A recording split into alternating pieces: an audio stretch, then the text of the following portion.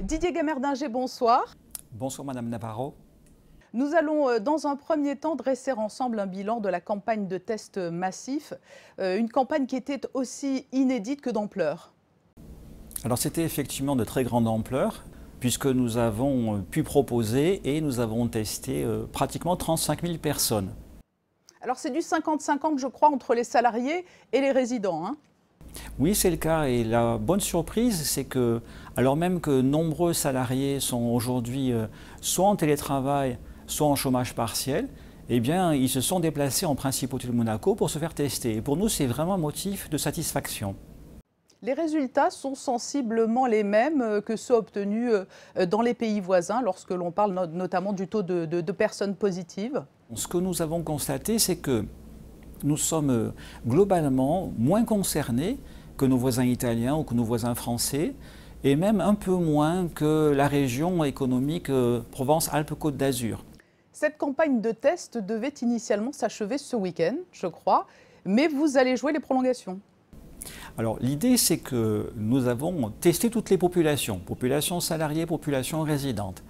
Et puis ce que nous avons considéré, c'est que peut-être certaines personnes n'étaient pas disponibles, donc n'ont pas pu venir dans les centres de test pendant ces 4 semaines, et que ce serait dommage de s'arrêter là. Et donc l'administration va proposer pendant encore environ 1 mois et demi des petites séquences de rattrapage. Donc sans doute le mardi, à l'espace Léo Ferré, toute une journée, et ensuite de cela, l'idée ce serait que les professionnels de ville puissent prendre le relais. Didier Gamerdinger, deuxième grand volet de cet entretien. Depuis le début de l'épisode Covid-19, nous redoutons tous que la crise sanitaire se transforme en une crise économique lourde et grave. C'est déjà d'ailleurs un peu le cas. C'est la raison pour laquelle, en fin de semaine dernière, vous avez décidé d'annoncer l'assouplissement des contraintes sanitaires. Nous avons jusqu'à présent réussi à préserver nos populations.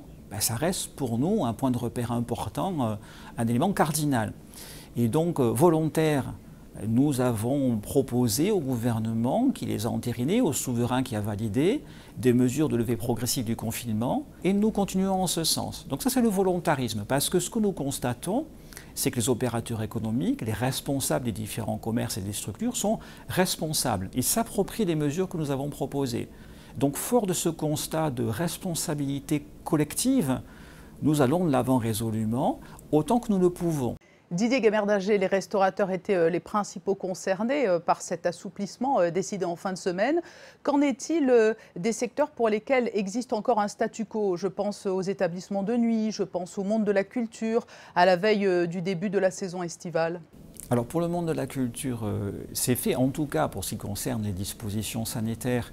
Le gouvernement a donné son aval pour que le public soit accueilli dans les structures culturelles ou plus globalement dans les espaces de spectacle. Donc c'est vrai pour les cinémas, c'est vrai pour les théâtres. Alors avec le port du masque de la part des spectateurs et une distanciation à respecter. L'élément de souplesse que nous avons glissé, c'est qu'au lieu que ce soit simplement un siège sur 2 qui soit occupé, les membres d'une même famille, les couples par exemple, pourraient être côte à côte. Ce qu'on comprend, c'est une aspiration de leur part. Ça répond aux demandes des gestionnaires de salles, donc nous sommes allés dans ce sens. Donc ça, nous pouvons considérer que c'est acquis. Alors ce qui va nous rester à faire maintenant, c'est être en dialogue avec les exploitants des établissements de nuit, je pense en particulier aux boîtes de nuit, de manière à ce que nous puissions trouver les solutions qui vont bien, sachant que c'est peut-être là qu'il y a les facteurs de risque les plus conséquents, puisqu'on ne porte pas de masque, évidemment, puisque en général, la chaleur de la fête fait qu'on a tendance à être proches les uns des autres. Puis comme les personnes boivent un petit peu, elles se sentent peut-être un petit peu moins responsables. Donc il faut être attentif. Ça désinhibe, je n'ai pas employé le terme, mais c'est celui que j'avais à l'esprit. C'est exactement cela. Depuis quelques jours, des informations nous parviennent de Chine et font état de la reprise de l'épidémie dans certains quartiers de Pékin. Êtes-vous attentif à cette situation? Est-ce qu'il existe une veille sanitaire en principauté? Quand j'évoque le fait de ne pas baisser la garde, évidemment, je pense à cela parce que nous avons constaté dans certains États, alors vous avez mentionné la Chine, la région de Pékin, effectivement, mais on pourrait aussi citer la Corée du Sud, qui a connu un rebond épidémique il y a 3 semaines maintenant. On pourrait concerner certaines villes de l'État d'Israël, et donc qui connaissent des rebonds épidémiques, alors qui sont maîtrisés par les structures sanitaires, parce que maintenant nous sommes prévenus, nous sommes tous très attentifs, mais ça signifie que nous ne sommes pas à l'abri.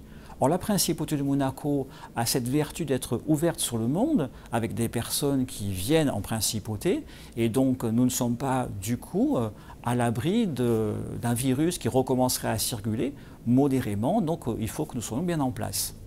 En principauté, la stratégie du stop and go a été privilégiée. Alors jusqu'à présent, c'est le go qui a prévalu, mais la situation internationale n'exclut pas un stop s'il le fallait, si nécessité.